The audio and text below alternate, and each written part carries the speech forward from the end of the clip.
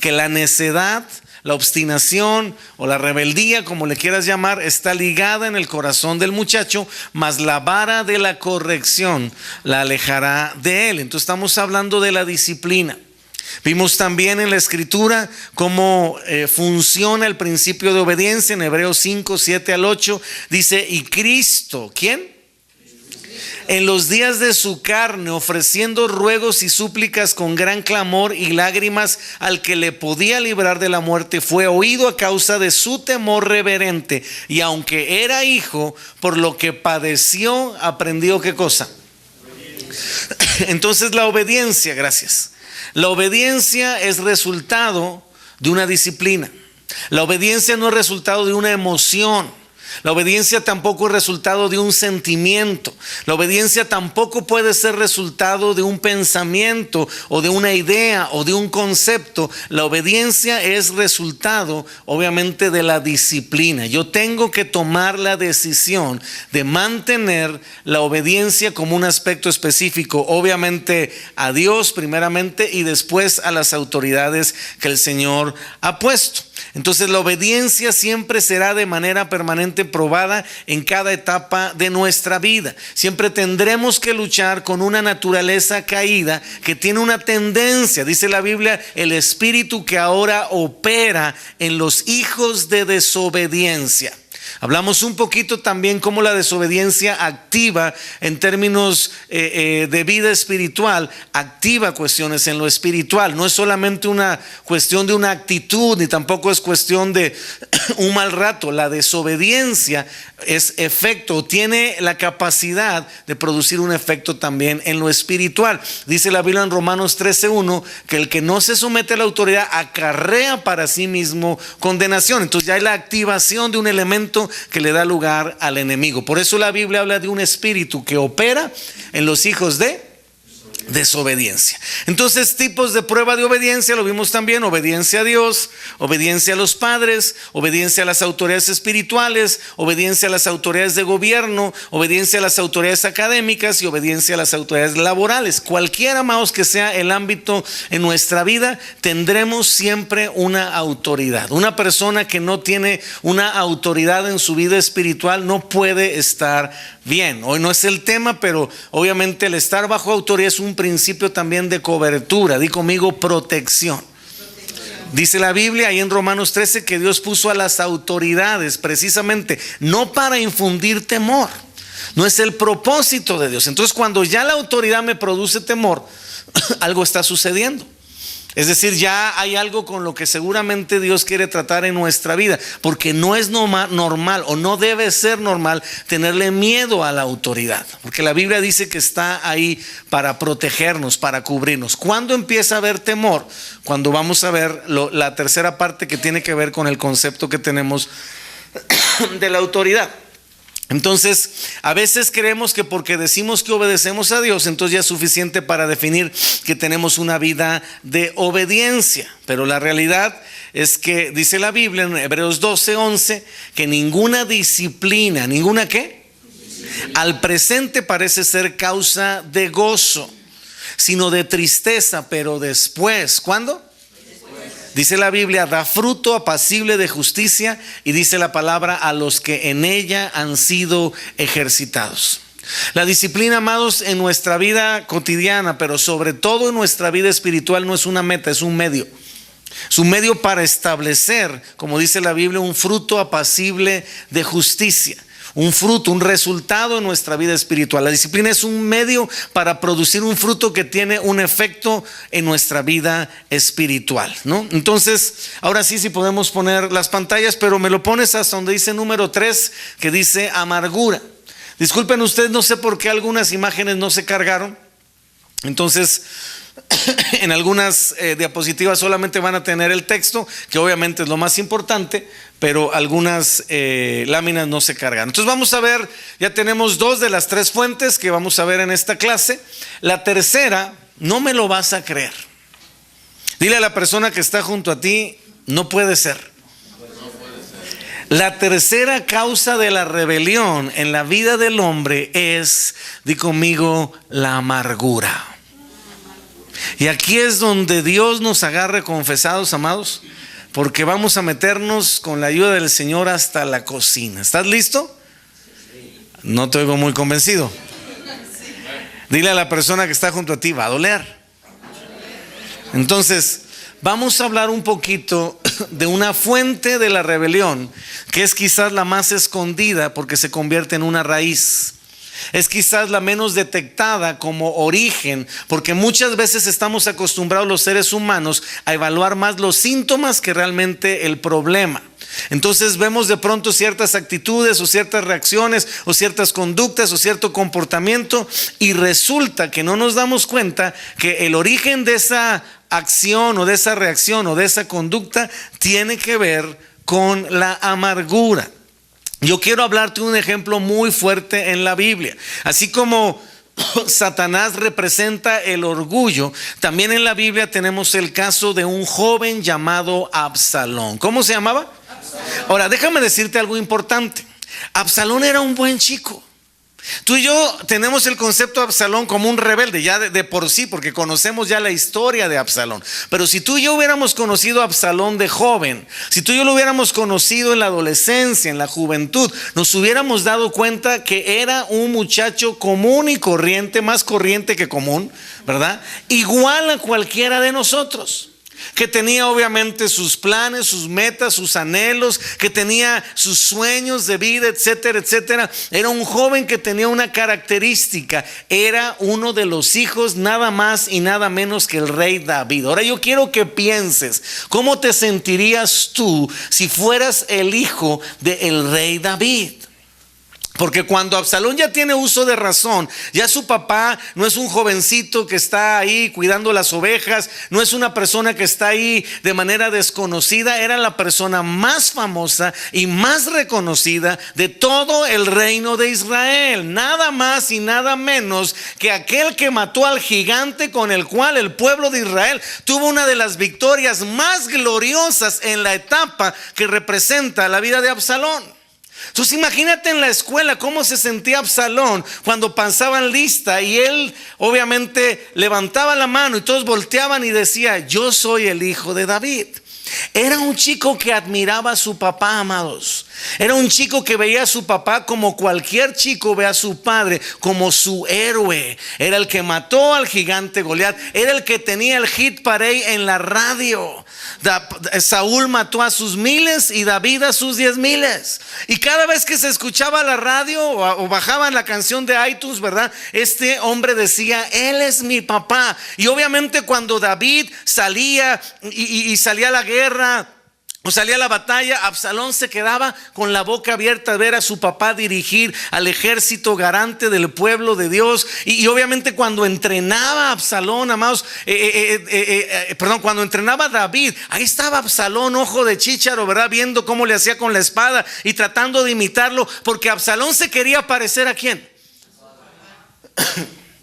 Y lo admiraba y hablaba todo el tiempo de su papá y era su héroe, era su máximo ejemplo, era su imagen de autoridad, de cobertura, de protección, de valentía, de guerrero. Todas las características que tú te puedas imaginar que representaban una motivación como un aspecto alcanzable para un joven, las tenía David en relación a lo que es su hijo Absalón. Entonces, ¿qué sucedió? ¿Por qué llegamos a un desenlace tan terrible como el que encontramos en la Biblia? Ya que tú y yo conocemos la historia de Absalón. Porque un día dice la Biblia que un hermano de Absalón llamado Amnón se le ocurre la brillante idea de abusar sexualmente de su hermana Tamar. Y curiosamente, cuando Absalón va caminando por la calle, encuentra a su hermana salir con la túnica que representaba su virginidad rota, con ceniza, con tierra en su cabeza, gritando con todo el dolor que una mujer que acaba de vivir una experiencia traumática puede gritar. Y Absalón se da cuenta de eso y habla con la hermana: ¿qué te pasó? Mi hermano me violó. Padre Santo, ¿te imaginas el impacto? Imagínate el shock. Y de pronto Absalón dice: ¿qué hago? Y le dice a su hermana: espérate, vamos a mi casa Y fíjate las palabras de Absalón: porque nuestro padre David no va a parar hasta que se haga justicia con esto. Absalón estaba seguro que un padre con las características de admiración, de reconocimiento, de respeto que tenía David iba a cumplir lo que dice la ley. ¿Qué dice la ley que tiene que suceder con alguien que viola a una persona? ¿Qué tenía que suceder? Tenían que matarlo, apedrearlo. Y Absalón esperó una respuesta de su padre. ¿Qué crees? ¿Qué hizo David? Gracias. ¿Qué hizo David? Nada. Ahora escúchame. Y Absalón se desilusionó. No solamente se desilusionó de su padre, se desilusionó de la autoridad. Y hoy en día vivimos en un mundo de personas que activa o inactivamente están decepcionados de la autoridad. Desde la casa, desde el hogar, quizás por razones diferentes a las razones de Absalón, quizás por una situación de abandono, quizás por una situación de abuso, quizás por una situación de separación, quizás por una situación de carácter demasiado duro, quizás por una situación de indiferencia, quizás por una situación de rechazo, quizás por una palabra específica de ofensa. Pero hoy vivimos en una generación que, si no tenemos cuidado, está criando dentro de nosotros un Absalón. Gente desilusionada de la autoridad básica, que empieza con el primer concepto que el ser humano en su conciencia puede tener de la autoridad, que es la figura paterna. Y Absalón cambió toda su admiración, todo su reconocimiento, toda su cuestión, obviamente, de prototipo de hombre, por causa de una decisión donde Absalón sintió que su padre le falló, que su padre no suplió ni llenó la expectativa que Absalón tenía. Y Absalón se rebeló, dice la lámina, contra su padre a causa de ¿qué cosa? De la amargura. Dice la Biblia, segunda de Samuel 13:22, dice: y luego que el rey David oyó todo esto, se enojó mucho, pero no hizo nada. Ni siquiera hubo una reprimenda pública, o la Biblia no cita que haya habido siquiera un castigo para este muchacho Amnón por lo que hizo. Había cometido un pecado de los más graves que puede existir en la nación de Israel y no sufrió ninguna consecuencia. Dice la Biblia: pero Absalón no habló con Amnón ni para mal ni para bien, pues Absalón odiaba a Amnón por haber violado a su hermana Tamar. Algo sucedió en su corazón, primeramente contra su hermano por lo que hizo, y después contra su padre por lo que no hizo. Y ese joven que tenía un potencial tremendo, un futuro promisorio, una vida pues por delante tremenda, en ese momento se atora en su corazón, en ese momento se paraliza en su interior, en ese momento algo sucede, una puerta se abre, el corazón se endurece y se pierde la sensibilidad.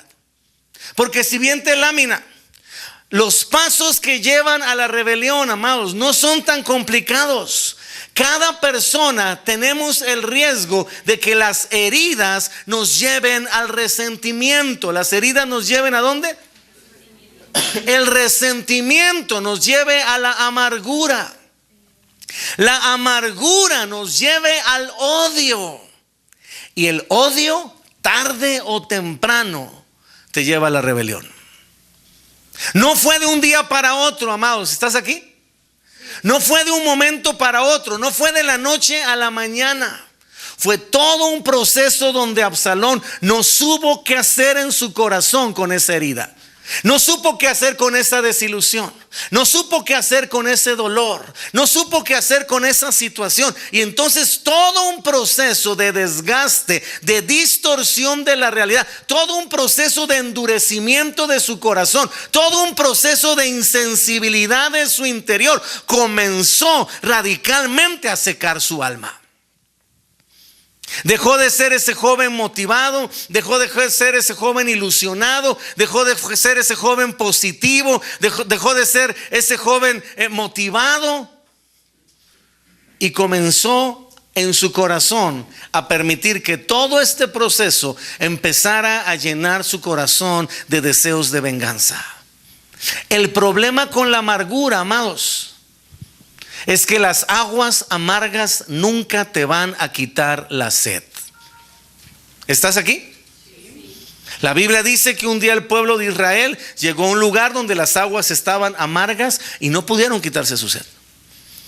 Y la amargura es insaciable. Yo no diría, amados, bueno, muerto el perro se acabó la rabia. Ya, digamos, bien o mal, ese coraje, ese enojo que Absalón no supo procesar, lo llevó tristemente nada más y nada menos que a matar a su propio hermano. Y uno diría, bueno, no está bien, no es lo correcto, ¿verdad? Digamos que aplicó la ley del talión, ¿verdad? Ojo por ojo y diente por diente. O quizás quiso desquitarse, como un día, ¿verdad? Los dos hijos de Israel se vengaron de también un cuate que abusó de su hermana Dina, ¿verdad? Y aparentemente pareciera, ¿no?, que lo único que estamos viendo es un problema por una injusticia. Pero la realidad es que las aguas amargas nunca te quitan la sed. Ninguna persona que funciona tratando de superar las heridas por medio de la venganza va a quedar libre del dolor. ¿Estás aquí? La venganza no apaga el dolor. La venganza no quita, ni sana, ni restaura las heridas. La venganza convierte en la persona en una persona igual o peor que el que cometió la falta. Te pone o nos pone al mismo nivel de la persona que nos ofendió, que nos hirió, que nos rechazó, que nos lastimó, que nos abusó, lo que gustes y mandes. Y la Biblia marca que en la vida de Absalón no solucionó nada el que haya matado a su hermano Amnón. El dolor seguía ahí, el resentimiento seguía ahí, el coraje seguía ahí, nada más que ahora se proyectó de manera diferente. Porque siguiente, las heridas, si no son tratadas, van a producir, el que sigue, van a producir un conflicto. ¿Un qué? El problema con la amargura, que es el resultado de una herida no tratada y por lo tanto no está sanada, es que no se soluciona con la venganza. El ser humano piensa que si logra desquitarse, escúchame, o ver al ofensor caído, entonces su problema se acaba. Pero nadie, di conmigo, nadie puede solucionarlo con venganza. Entonces, todo esto va a producir siguientes efectos en nuestra vida, porque el camino de las heridas y el dolor de estas lleva al hombre, escúchame, al aislamiento. No lo digo yo, dice la Biblia que Absalón se aisló. ¿Te acuerdas? Se fue a una región fuera. Se fue de su casa, se fue de estar cerca de su familia. Fue básicamente, él mismo se echó fuera. Porque obviamente nadie lo echó fuera. La Biblia no dice que lo hayan desterrado, ni la Biblia dice que David haya mandado a que lo corrieran de la ciudad. Las heridas te llevan al aislamiento. Escúchame, primeramente con Dios y después con tus semejantes. Es todo un proceso. Empieza a haber un aislamiento con Dios, empieza a haber un mecanismo de defensa, empieza a haber una coraza en el corazón, empieza a haber una dureza en el interior. El camino a la rebelión, escúchame, comienza con un despertar interior de la hostilidad como parte de la conducta.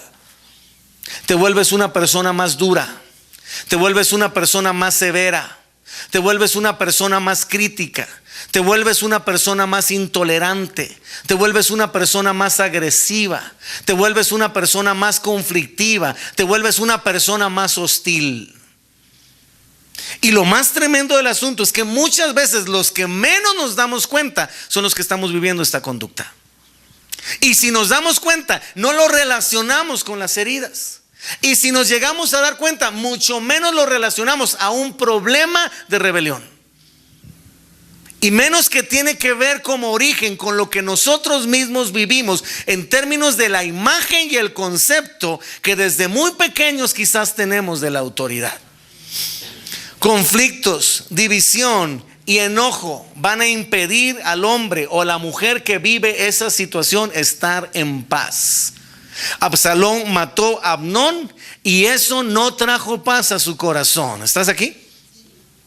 Mira lo que dice la Biblia. Vamos a ver rápidamente otro ejemplo. Génesis capítulo 4. ¿Estás aquí todavía?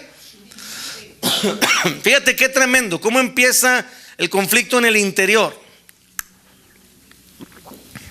Dice Génesis 4:4, dice: y Abel trajo también de los primogénitos de sus ovejas, de lo más gordo de ellas, y miró el Señor con agrado a Abel y a su ofrenda, pero no miró con agrado a Caín y a la ofrenda suya.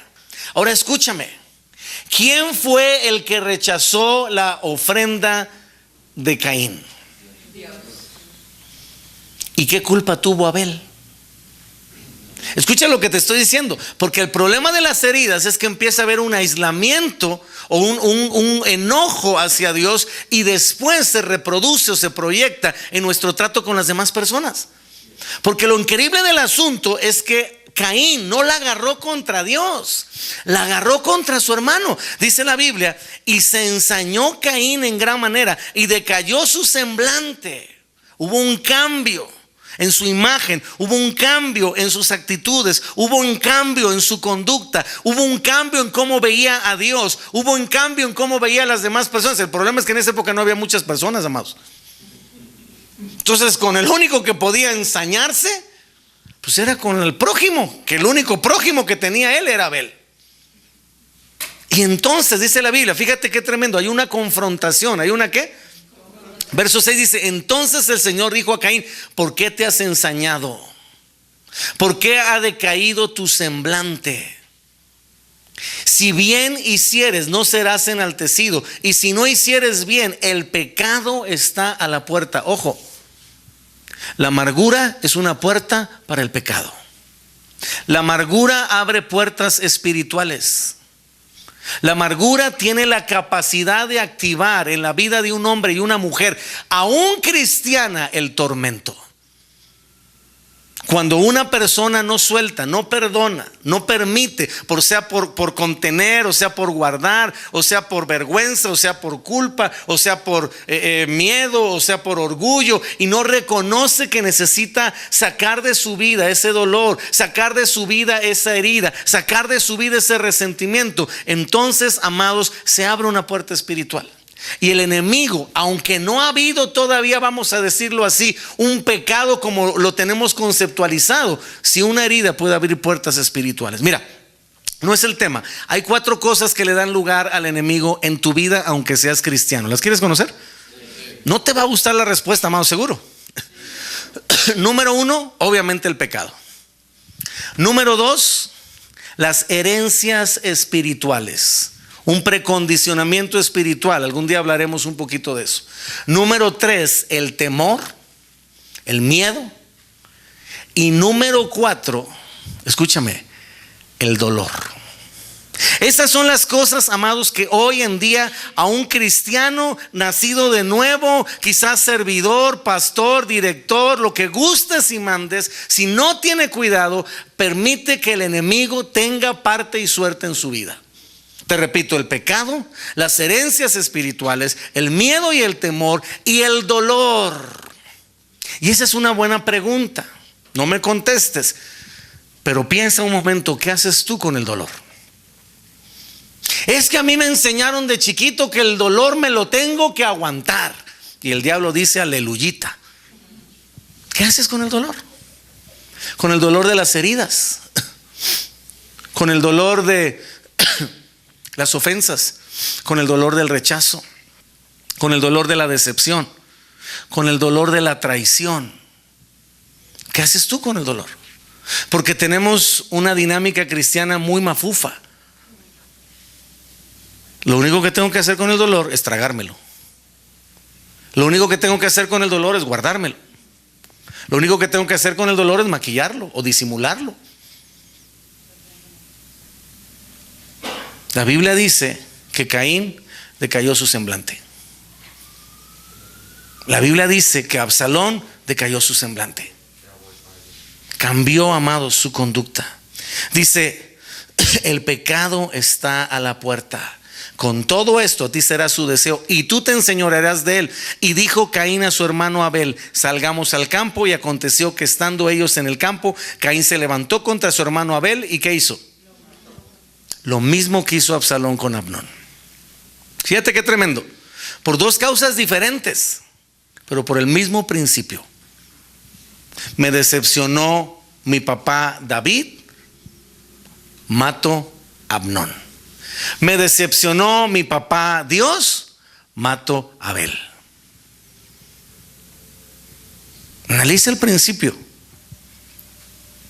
Decayó el semblante y el resultado, porque el pecado estaba a la puerta, porque el tormento estaba ahí presente, porque los verdugos estaban ahí cobrando la factura de no poder procesar algo tan doloroso como lo que ellos estaban viviendo.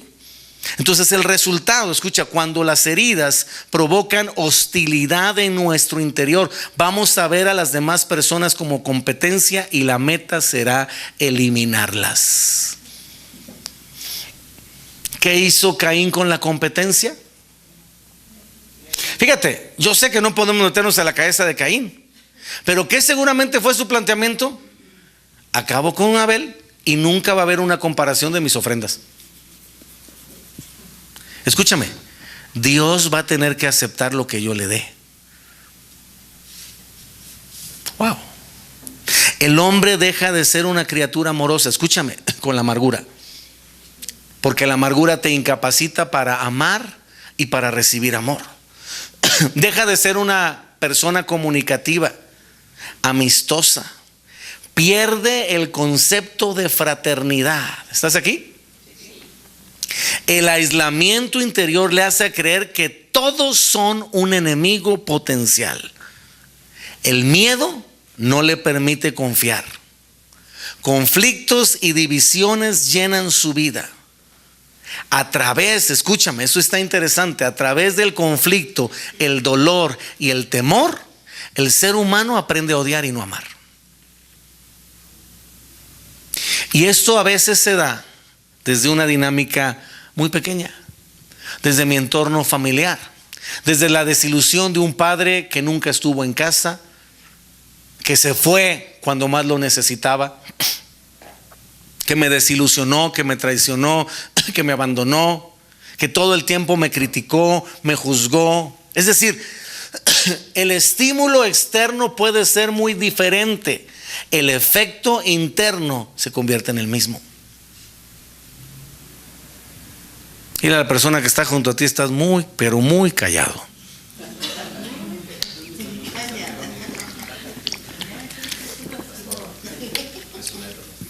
Y entonces la reacción natural que tenemos es más odio que amor. Cuando no hay amargura, cuando no hay dolor, es mucho más fácil, escúchame, expresar amor. ¿Cómo nos va a nosotros cuando alguien en la congre dice, abraza a tu hermano? ¿Preferirías un supositorio? Algunos sí. Dicen, yo levanto, prefiero eso. Porque no nos sentimos con la capacidad de expresar amor. Nos incomoda que alguien nos diga que nos ama, que somos especiales, que nos sentimos más cómodos con el rechazo, nos sentimos más cómodos con el conflicto. Es más, cuando no hay conflicto hasta raros nos sentimos. Cuando no hay críticas, cuando no hay juicio, hasta sentimos así como que perdemos nuestro de por sí. De un espíritu herido, siguiente, sale un comportamiento destructivo. Escucha lo que te estoy diciendo, porque este es el principio de la rebelión. De un espíritu herido sale un comportamiento destructivo. Y el primer enfoque de destrucción de un espíritu herido es todo lo que se llame autoridad. Te lo voy a volver a repetir. De un espíritu herido sale un comportamiento destructivo. ¿Qué hay más destructivo que la amargura? Y entendamos, amados, que cada caso en estos esquemas que hemos estado analizando en la Biblia, tienen el mismo resultado: muerte. Porque la amargura es el cáncer del alma. Déjame volver a repetírtelo: la amargura es el cáncer del alma. Es decir, sequedad, aislamiento, debilidad y depresión prevalecen. La gracia se corta y, como dice aquí, la muerte comienza. Dicho en buen español, cuando una persona herida, en lugar de soltar y perdonar, escúchame, decide odiar, entonces hay un comportamiento destructivo en potencia. Entonces hay un destructor de la autoridad, un rebelde en potencia. Alguien que va a generar siempre una respuesta de conducta incorrecta hacia todo lo que se llamen leyes, hacia todo lo que se llamen órdenes, hacia todo lo que se llame disciplina, hacia todo lo que se llamen principios, hacia todo lo que se llame autoridad. Qué tremendo. Es una sentencia cancerígena. Mira lo que dice la Biblia acerca de Absalón, 2 Samuel 18, 14 y 15. Y respondiendo Joab: no malgastaré, dice Joab, mi tiempo contigo. Y tomando 3 dardos en su mano, los clavó ¿en dónde? En el corazón de Absalón, quien estaba aún vivo en medio de la encina. Pero mira lo que dice el verso 15, por eso lo subrayamos ahí con negrita. Dice: y 10 jóvenes escuderos de Joab rodearon e hirieron a Absalón y acabaron de matarle. Eso se llama opresión. Eso se llama tormento. Eso se llama verdugo. Yo te hago una pregunta: internamente, ¿de qué quieres estar rodeado? ¿De esos escuderos? Porque entonces, cuando le damos lugar por medio de las heridas a la amargura, al odio, al resentimiento y a la rebelión, vamos a estar rodeados de este tormento. Y va este tormento a tratar de acabar con nosotros, a tratar de rodearnos. Dice la Biblia: aún estaba con vida, aún había esperanza, y llegó la opresión a acabar con él. Entonces, siguiente: el enemigo rodea para matar a aquel que abre la puerta por medio del dolor y la amargura a la rebelión. Se vuelve un tormento que se refleja en actitudes agresivas o también de carácter hostil. Ahora, ¿cuál es la tesis de todo lo que hemos estado hablando? Con todo esto que he tratado de darles en mayor profundidad que lo que normalmente damos como material. Todo esto es un seminario que dura un fin de semana.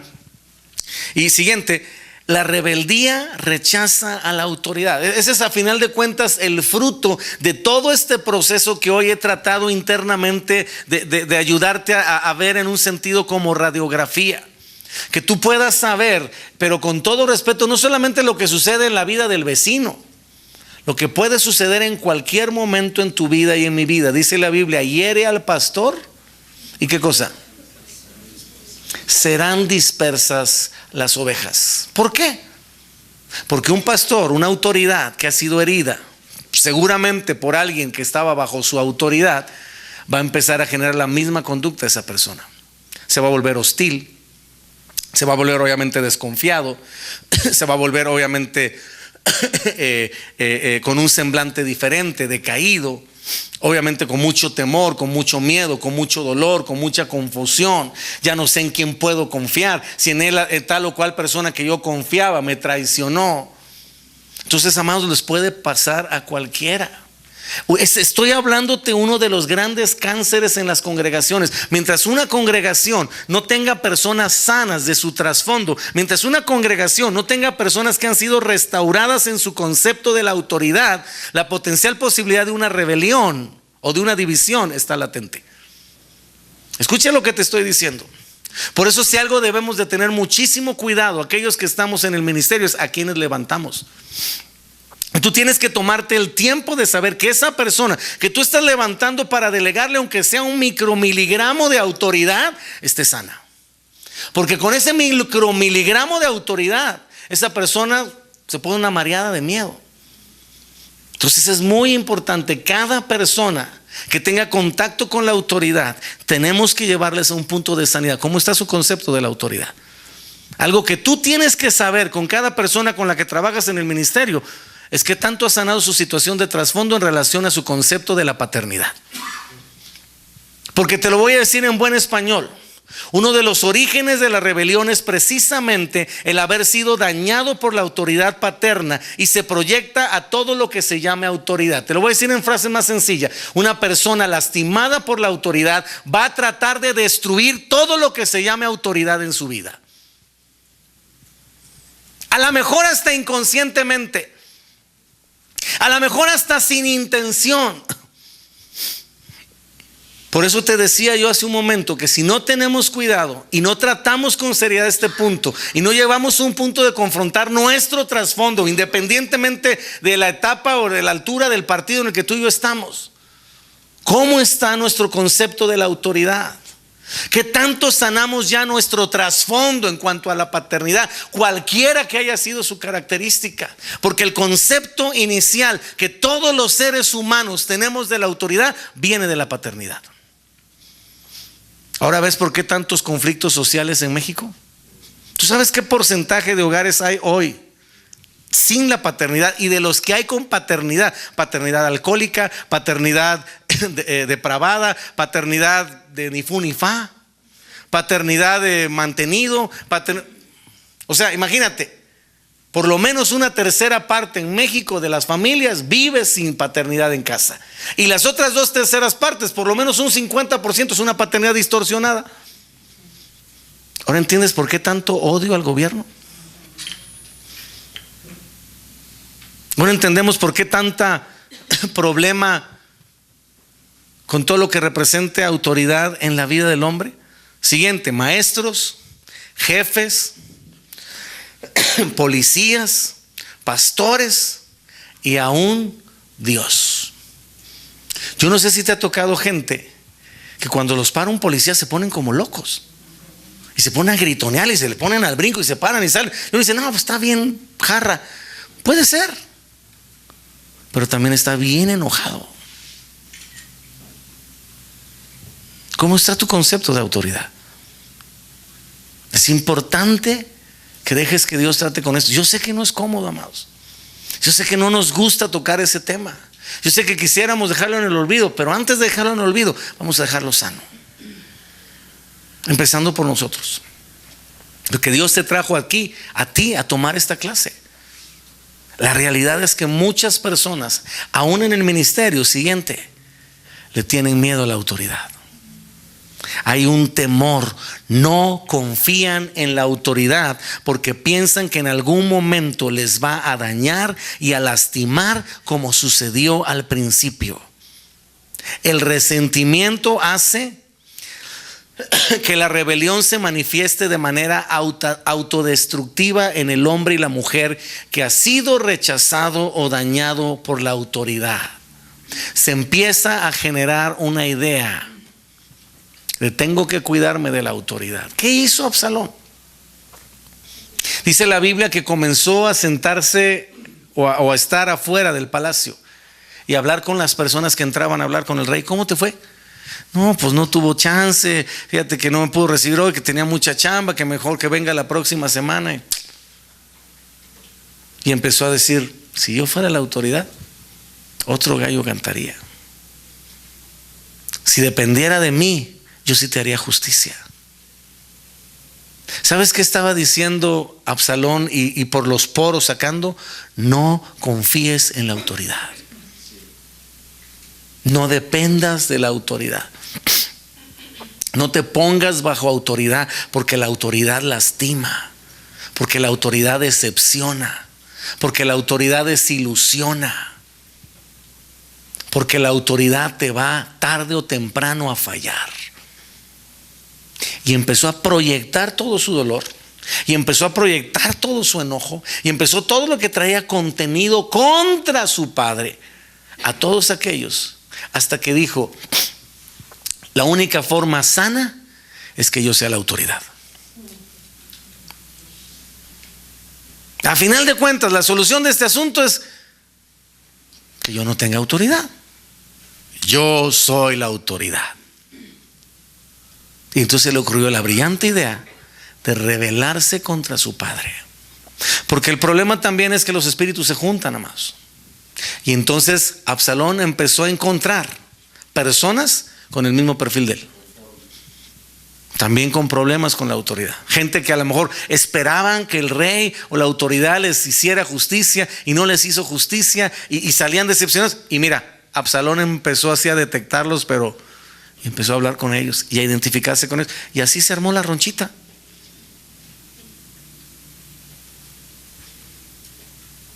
¿Qué piensas tú de la autoridad? ¿Qué concepto tienes tú de la autoridad? ¿Confías en la autoridad? ¿Puedes acercarte a la autoridad? ¿Puedes respetar la autoridad? ¿Puedes reconocer que esa autoridad que Dios ha puesto sobre tu vida te da paz? ¿Las decisiones que toma la autoridad te dan paz? ¿Los consejos, las instrucciones, las órdenes que te da la autoridad, qué efecto tienen en tu vida? Leímos hace un rato Romanos 13, 1 al 4. Lo quiero volver a leer. Siguiente. Sométase toda persona a las autoridades superiores, porque no hay autoridad que no provenga de Dios, y las que hay por Dios han sido constituidas. Así que el que se opone a la autoridad se opone a lo constituido por ¿quién? Y los que se oponen, eso es lo triste del asunto. O sea, ¿cómo puede ser que de una situación de que yo fui herido, de que fui víctima, de que fui lastimado, de que fui afectado, el efecto de todo eso, por no permitir que haya una sanidad en mi interior, me lleve a producir una actitud hacia la autoridad que dice la Biblia que recibiré condenación para mí mismo? O sea, fíjate qué terrible. Aparte del daño por lo que representa la decepción, las heridas, el rechazo, todo lo que tú gustes y mandes, el efecto de que en mí, por causa de todo esto, sea una desconfianza de la autoridad y termine yo oponiéndome a la autoridad, es que aparte de todo el daño que recibí, ahora estoy en condenación. Para el que diga que no hay diablo. Y aquí viene un verso importantísimo como un aspecto de bálsamo que tenemos que entender en el sentido específico de hacer carne en nuestro corazón después de haber sanado. Yo sé que lo que te voy a decir te va a sonar una tontería, a lo mejor para ti, pero hay otras personas que les va a hacer un clic tremendo. La autoridad es buena. Dice el versículo número 3, porque los gobernantes, las autoridades, no están para infundir terror. Las autoridades no las diseñó Dios para producir temor. El temor viene por todo el efecto de heridas y de dolor que produjo el mal ejercicio de la autoridad, muchas veces desde el aspecto práctico de la paternidad. Ya me quedo con un concepto distorsionado de lo que es la autoridad.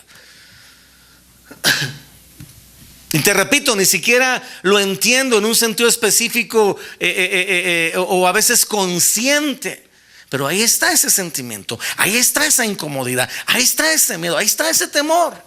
Yo me acuerdo de una persona en la congregación que su esposo, digo, obviamente eso fue hace muchos años, la traía literalmente agarrada así, porque no querían irme a saludar.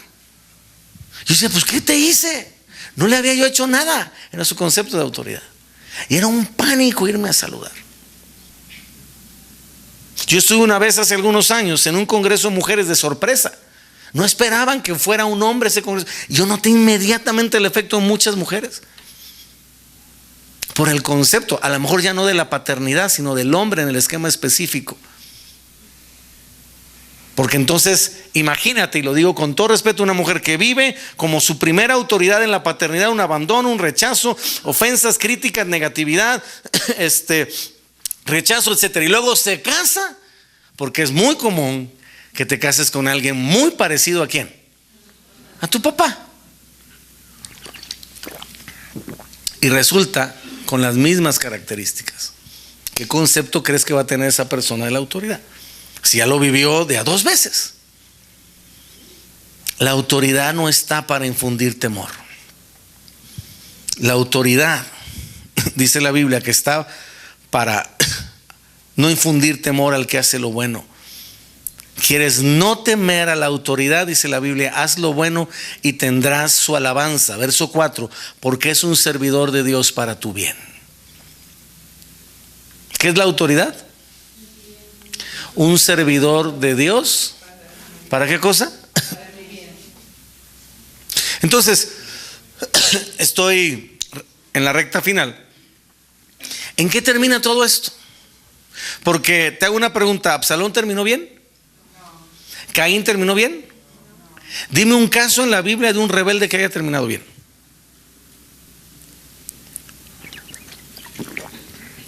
¿Hay? ¿No? Entonces, la persona va a terminar en un autogobierno, como Absalón. Yo mando en mi vida. Estoy desilusionado de la autoridad, desconfío de la autoridad, no creo en la justicia de la autoridad, por lo tanto la única opción es que yo sea la autoridad. Y eso se llama autogobierno.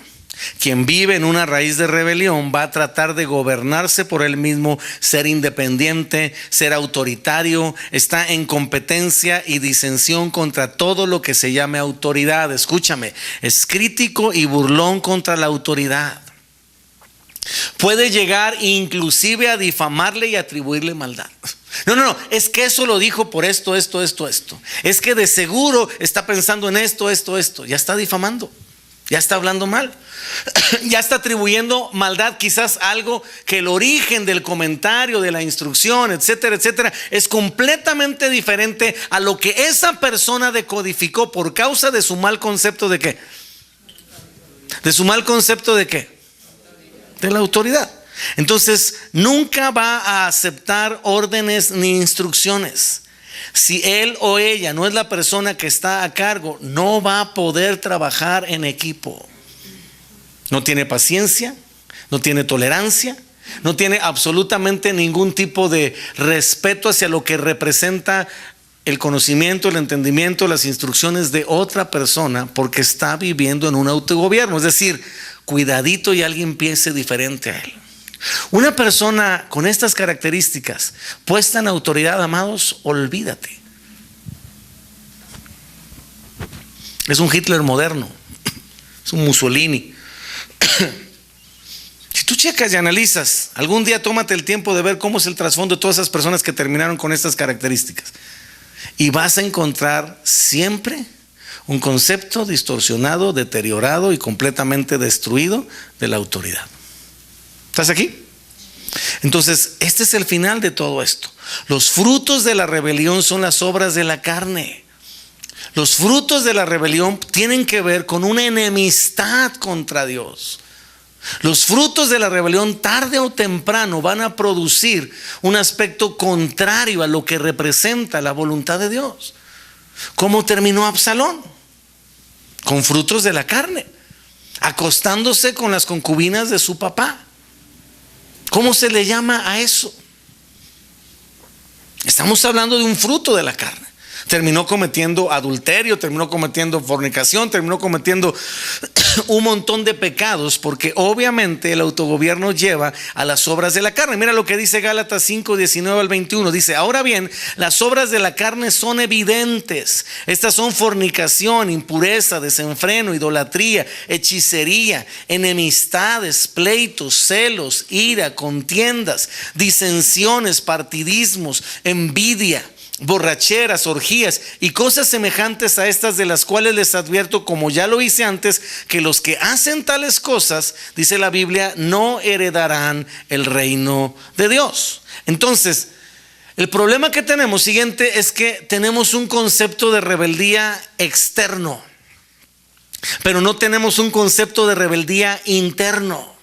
Dicho en buen español, creemos en un rebelde, en alguien que usa piercing, ¿verdad? Que se tatúa, que usa ropa de cuero, o que de alguna manera se le pinta el cabello, y eso lo tenemos bien estereotipado. Es un rebelde. Pero un rebelde puede ser una persona que viste un traje Hugo Boss bien planchado, con zapatos marca la que te guste, ¿no? Y andar en un carro no sé cuánto y haber estudiado en Harvard. E internamente tener igual o peor distorsión de la autoridad que uno de esos. Porque la raíz de rebeldía va desde algo tan evidente como pandillerismo, vandalismo, o algo tan sutil como desobediencia, queja, escúchame, manipulación o control. Déjame decirte algo muy fuerte sobre este tema. Este es el principal detonador de la influencia de Jezabel en el cuerpo de Cristo: la desobediencia en las familias y en las congregaciones.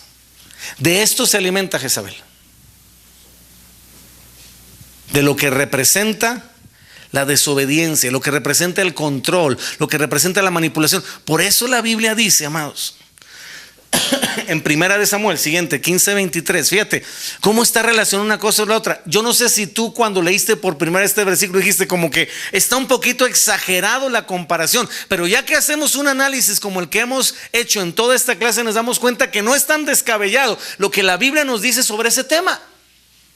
Porque la rebeldía es como el pecado de la adivinación. Uno de los principios de la hechicería es el control y la manipulación. Uno de los principios de la rebeldía es exactamente el mismo.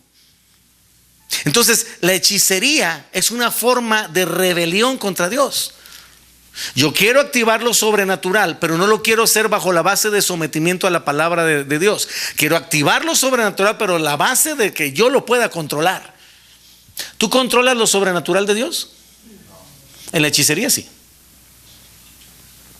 Entonces el hombre dice, cuando hay una fuente, una raíz o un origen como el que hemos venido platicando, el hombre dice, si en mi corazón está que la forma de trabajar en términos específicos hacia la autoridad para poder de alguna manera tragarla es por medio del chantaje, por medio del control, por medio de la manipulación, ¿cómo le hago para que la autoridad haga lo que yo quiero que haga?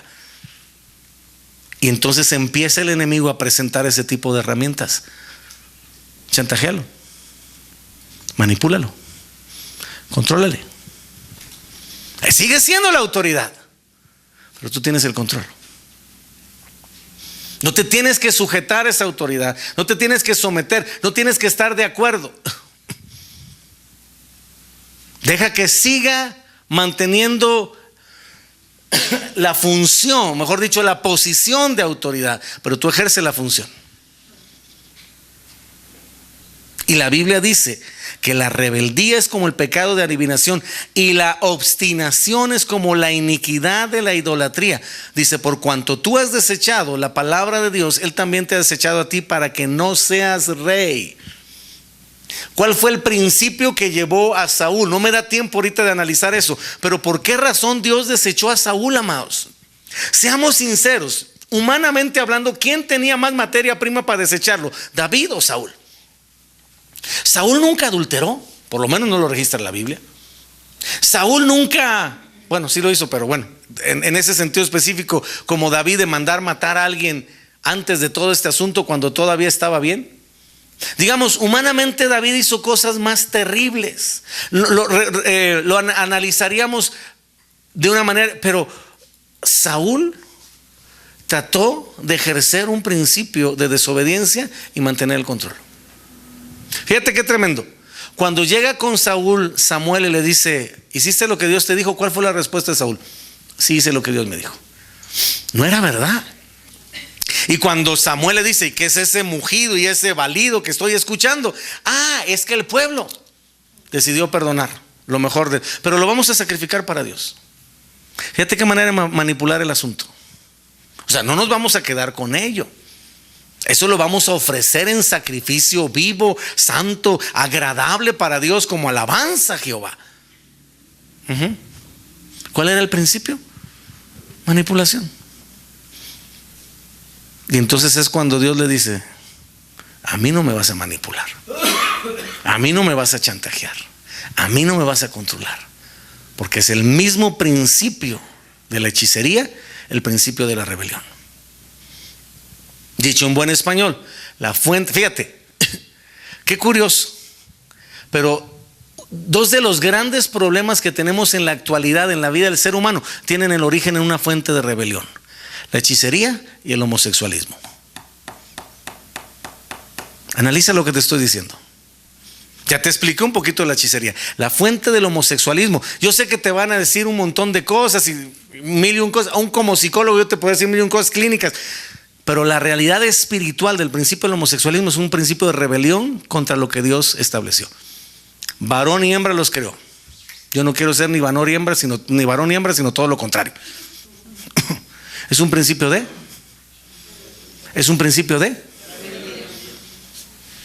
No me quiero someter. Dios dice que yo soy hombre, pues yo digo que no soy. A ver cómo va. Háganle como quieran.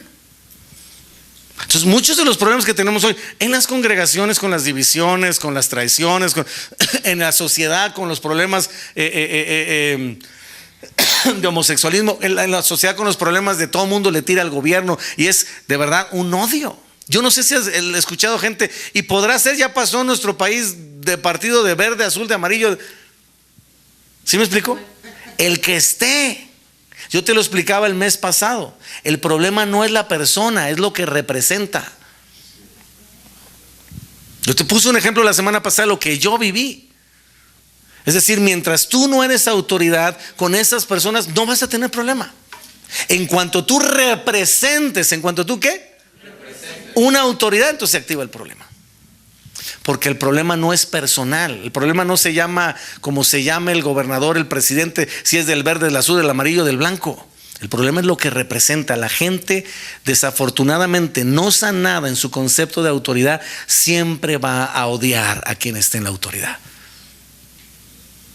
Y escúchame, le va a atribuir, a lo mejor le va a atinar, pero le va a atribuir maldad. Yo me acuerdo de una persona hace muchos años, que tenía este problema de concepto de la autoridad, que un día me enteré que le platicó uno de los líderes: es que Sergio se roba los diezmos. Y yo decía, ok, vamos a suponer que no era así, que fuera verdad. ¿Cómo sabe? Va a mi casa en la noche, me ve cómo voy yo así, en la madrugada, de puntitas a la caja fuerte, y abro y saco, falsifico. ¿Cómo sabe? No, es que es su concepto de la autoridad. La autoridad roba, la autoridad mata, la autoridad defrauda. Entonces puede ser verde, amarillo, azul, puede ser bueno, malo, regular, puede ser chaparrito, alto, morenito, güero, lo que sea. No es la persona, es el concepto de la autoridad. Termino con esto. ¿Cuál es la clave entonces? ¿Cómo podemos, desde una perspectiva correcta, bíblica, espiritual, eliminar un problema que está como un cáncer atacando, amados, las congregaciones? Yo viajo mucho y es muy raro no encontrar en una congregación problemas con la obediencia, problemas con la división, problemas con los chismes, problemas con las quejas. Y mientras no haya un proceso de sanidad, ¿un proceso de qué? Sanidad. Y de restauración de lo que representa, repito, el concepto de autoridad, de lo que representa, obviamente, la paternidad, seguiremos luchando con la rebeldía. Hemos visto 3 fuentes de la rebelión. Vimos la número 1, que tiene que ver con el orgullo y la soberbia. Vimos la número 2, que tiene que ver con la naturaleza humana. Y vimos la número 3, que tiene que ver con la amargura. Y la tercera, te puedo decir que desafortunadamente es la que más daño le hace al ser humano. ¿Cuál es la clave entonces para poder apagar esta fuente de rebelión tan contaminante, tan destructiva, tan distorsionante, tan aislante? Pues la clave se llama, di conmigo, el perdón. Entonces, amados, el perdón es la clave para liberar el dolor y por lo tanto el efecto destructivo por medio de la rebelión. Nadie va a poder acabar con la rebelión si no hay un principio de perdón, un entendimiento del origen de lo que representa mi conflicto, mi problema con la autoridad. Porque te repito, Uno de los efectos principales o de las manifestaciones principales de la rebelión es tan sencillo como oponerse a la autoridad. Cada vez que una persona por X o Y razón se opone a la autoridad, está cayendo en un problema de... No les oigo muy convencidos. Entonces, el significado literal, amados, ¿estás aquí todavía? Ánimo, ya vamos al receso. El significado literal del perdón es soltar y liberar. El perdón es eso. Es sueltas y liberas. Es sueltas y serás libre. Es sueltas y acabas con las ataduras. Al perdonar es cuando tú y yo, fíjate qué tremendo, permitimos que Dios pueda trabajar en nosotros.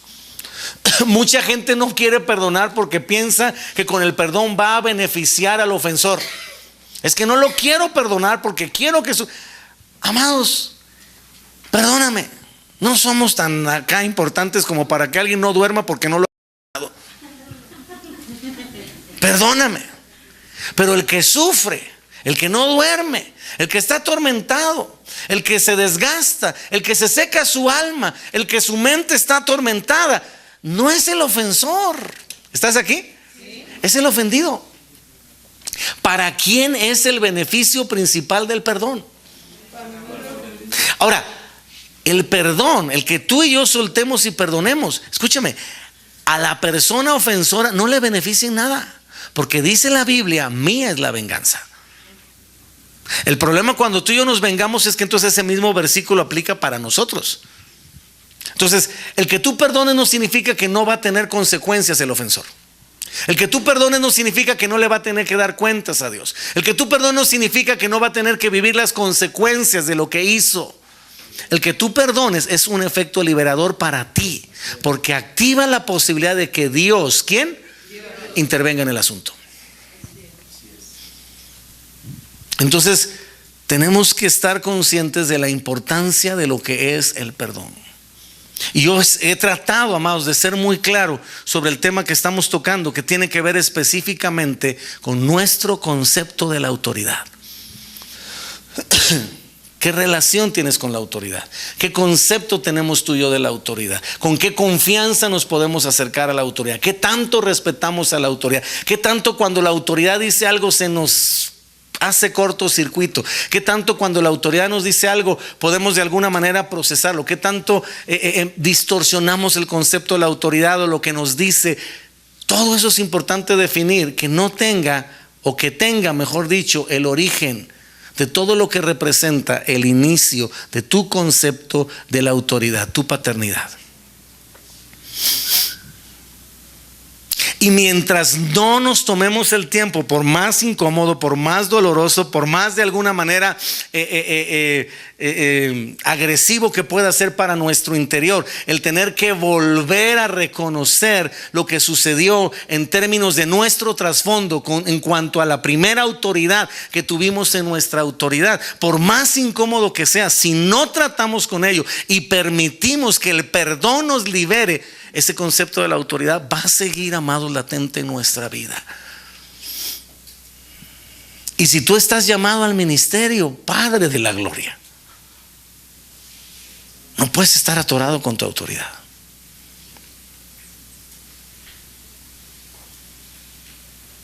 Y ya no entramos en el tema tan bíblico y tan espiritual de lo que sembramos, cosechamos.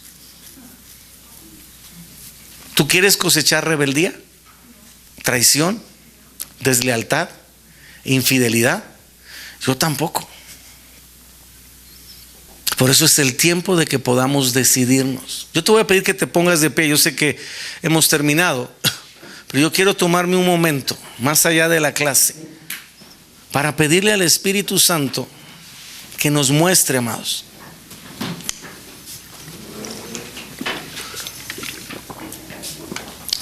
si no estamos luchando con alguna de estas fuentes. Porque si algo anhelamos todos los que formamos parte de este proyecto, y en especial a quienes Dios nos ha dado la visión, es gente preparada, pero también sana en el ministerio. Esta no es la única fuente de herida, es un aspecto específico, con un efecto específico. Y mi reto personal como siervo, ministro de Dios, es que Dios me permita, en la medida de las posibilidades, ayudar al cuerpo de Cristo a sanar todo contexto y trasfondo que pueda detonar más adelante en un conflicto con la autoridad. Cierra tus ojos un momento. Espíritu Santo, estamos aquí para que nos examines. Dice tu palabra: examíname, oh Dios, y conoce mi corazón. Pruébame y conoce mis pensamientos, y ve si no hay en mí camino de perversidad, y guíame en el camino de la vida eterna. Espíritu Santo, te rogamos en esta noche, mete tu mano y trae convicción a cada vida, de cada palabra, Señor, que hemos escuchado en esta noche. Pueda, Señor, tener cabida en nuestro corazón. Que podamos, aún si es necesario, reconocer los aspectos en nuestra vida espiritual sobre este tema que necesitan ser sanados. Señor, hoy venimos por medio de tu Espíritu Santo a memoria de reconocer, Señor, si hoy necesitamos, Padre, soltar y perdonar, si todavía alguno de nosotros está luchando con un concepto distorsionado, deteriorado, Señor, de lo que es la autoridad, si en algún momento en nuestro corazón las heridas han producido resentimiento, el resentimiento ha producido amargura, la amargura ha producido odio, y el odio nos ha llevado inconscientemente a luchar contra la rebelión. Señor, no queremos, Padre, dañar tu obra, ni queremos, Señor, tener nosotros en nuestro corazón la condenación que acarrea el levantarse consciente o inconscientemente contra la autoridad. Hoy entendemos la importancia de estar bajo cobertura. Hoy entendemos la importancia, Señor, de vencer. En el nombre de Jesús, yo oro por aquellos que tienen que arrancar en el nombre de Jesús todo el miedo y el temor a la autoridad, que en este momento, por la autoridad de Jesucristo y por el poder del Espíritu Santo, sea arrancado de lo más profundo del corazón todo miedo y todo temor a la autoridad. Declaramos, Señor, en el nombre de Jesús, hombres y mujeres libres ahora por medio del perdón.